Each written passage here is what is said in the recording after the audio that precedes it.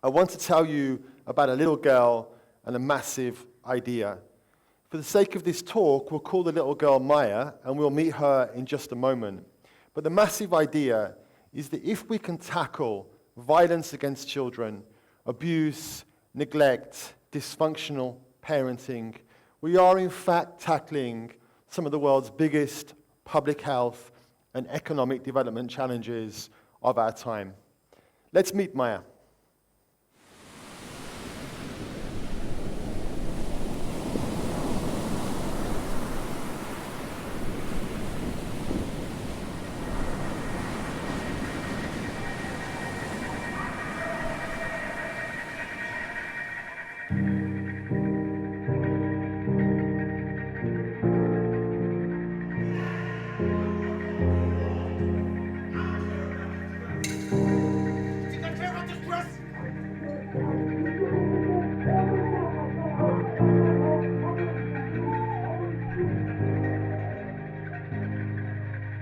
Sometimes someone hurts you so bad.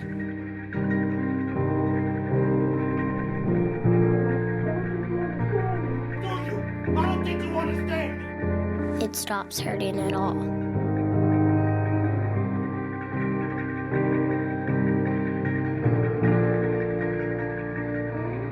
Until something makes you feel again. And then it all comes back. Every word, every hurt, every moment. How could you ever understand where I come from?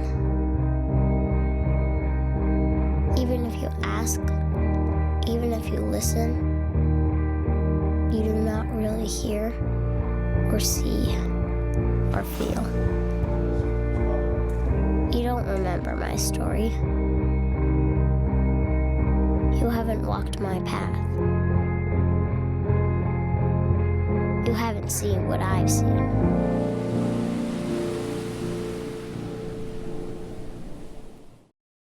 As resilient as she is, it's heartbreaking to watch, I know, but let's put our emotions aside just for one moment and imagine another scene at the same house.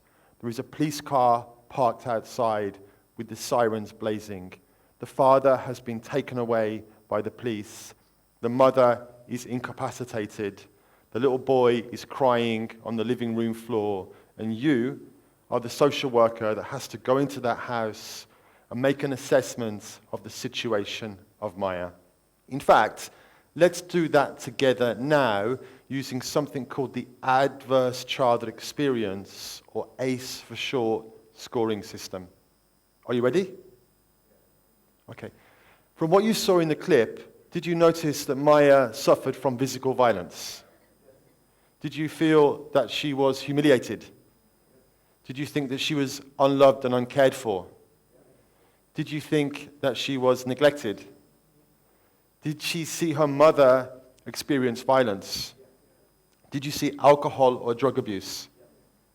Okay. Other ACE questions would relate to child sex abuse, mental health, criminality in the household, or other issues. We didn't see those in the clip, but from what we could see that Maya has an ACE score of 6.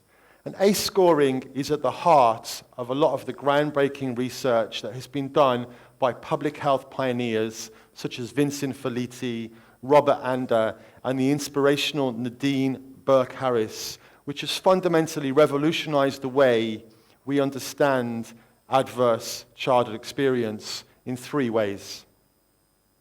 Firstly, violence against children and adverse childhood experiences are much more prevalent than we ever thought they were before. 1 in 3 girls throughout the world experiences violence, and half of those never tell anybody about it. In Europe, 1 in 5 children experience child sex abuse.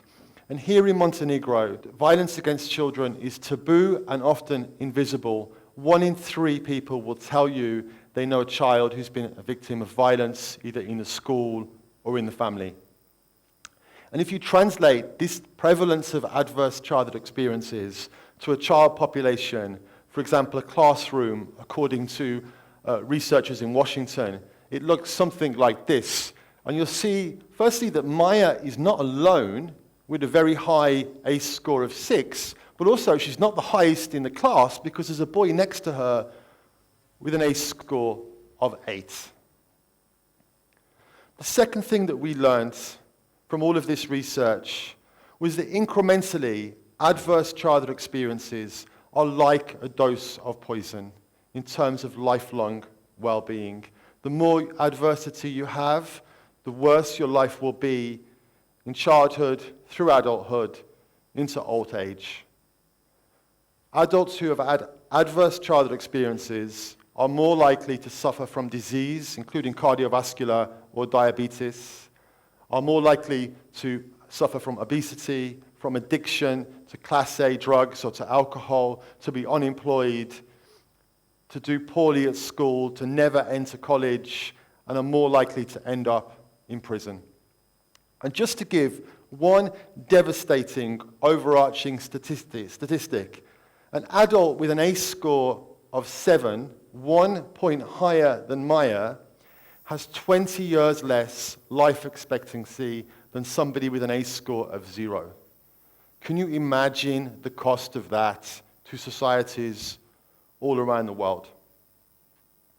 The third thing that we learned from all of this research came to us through neurobiology and is the explanation of why high ACE scores are converted into poor life outcomes through the study of the impact of stress upon children. And researchers identified 3 basic ways of defining stress. The first one is positive stress, and this is essential for child development. You know, it's when a child falls down and picks himself up, where a child undertakes a test in school. It's a mild elevation of the human stress response system in a child within the context of good attachment, strong family, and supportive school environments. The second type of stress, tolerable stress, is where a child may live in a very difficult situation, in a conflict zone or a high crime urban area in, for example, the UK or the United States, but where all of the stress of that is buffeted by a strong, stable, loving family environment.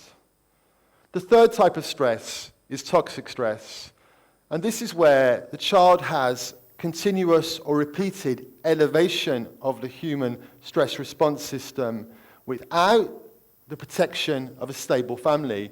And often, as we saw with Maya, with the family being the cause of that stress. And toxic stress is what converts high ACE scores into poor life outcomes. But why stress? Well, you can tell me if I'm wrong, but everybody in this room has suffered some type of stress, right? You've lost your wallet, you've been attacked by an aggressive dog, or in my case, you've walked into a pub full of Chelsea supporters in your Tottenham shirt, and your whole body just moves, right? It pumps adrenaline, it goes into its own way of getting you out of that situation, and when you get to safety, you feel your body just calm down, right? You've all experienced that feeling, right? That fight or flight mode is your stress response system kicking in. And when you're in danger, when you're surrounded by Chelsea supporters, it will save your life. But if it becomes the norm, slowly, over time, it will kill you.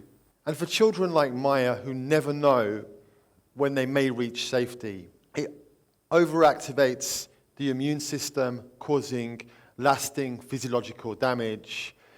And it deactivates and impairs the part of the brain that enables learning, concentration, self-control, and the ability to calm down after a confrontation.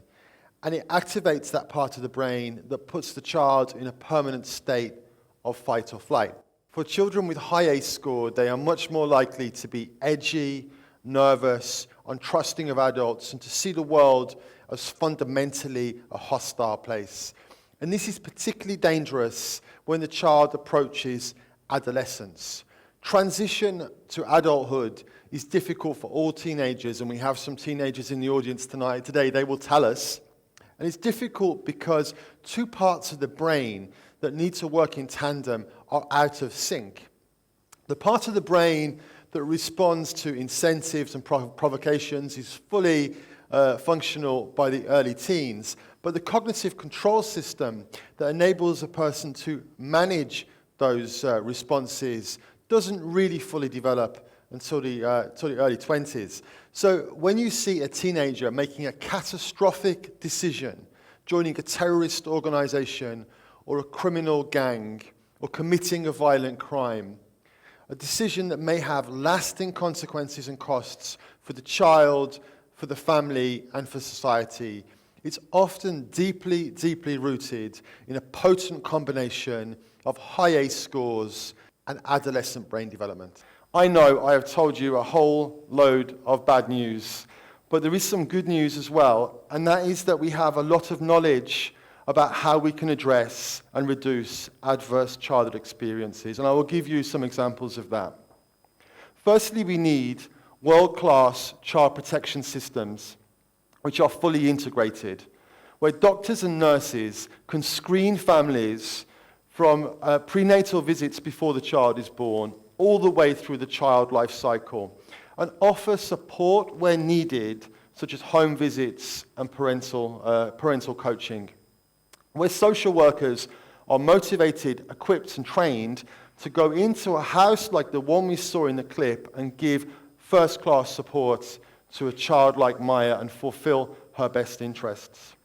We need a child protection system where when children need to be taken out of the family because it's just too dangerous for them to be there, they are placed in foster, adoptive care, preferably within the extended family, rather than the equally damaging large-scale children's homes and institutions that are so prevalent in our region and do so much damage also to children.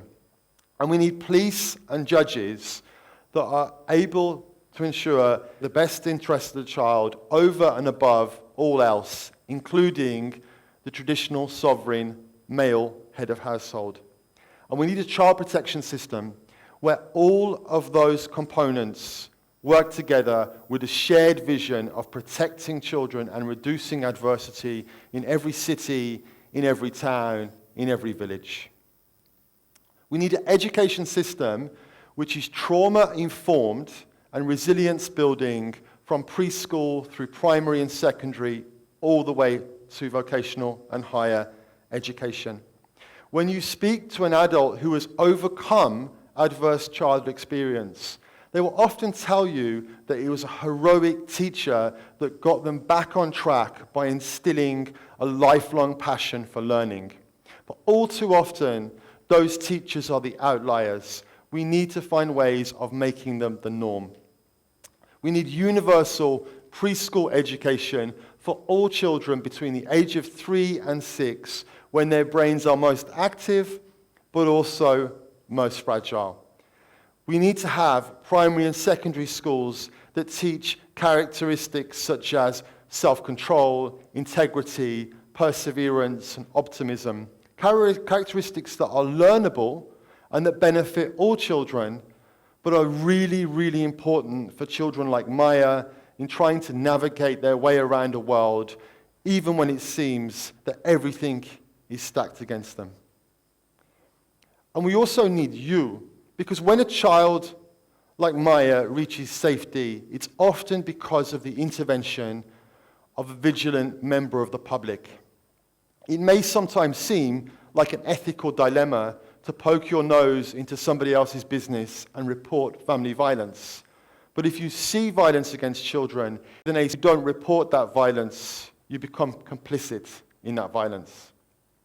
We need open public debate where the whole of society recognizes adverse childhood experiences and the impact they have on our society. We need democratic demand for better prevention mechanisms and response mechanisms. And we need to break the taboo on child abuse, because the taboo serves to give impunity to the abuser and little hope for the victim, such as Maya.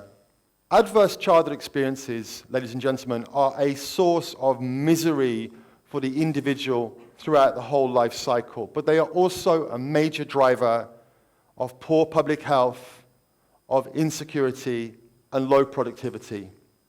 But we now have at our fingertips the knowledge to really address this as one of the biggest public health, economic developments, and human rights challenges of our time. There's a lot that needs to be done to achieve this, but we hope that you will come with us on this journey to make the invisible visible and create a world that is truly fit for children. Hvala vam puno.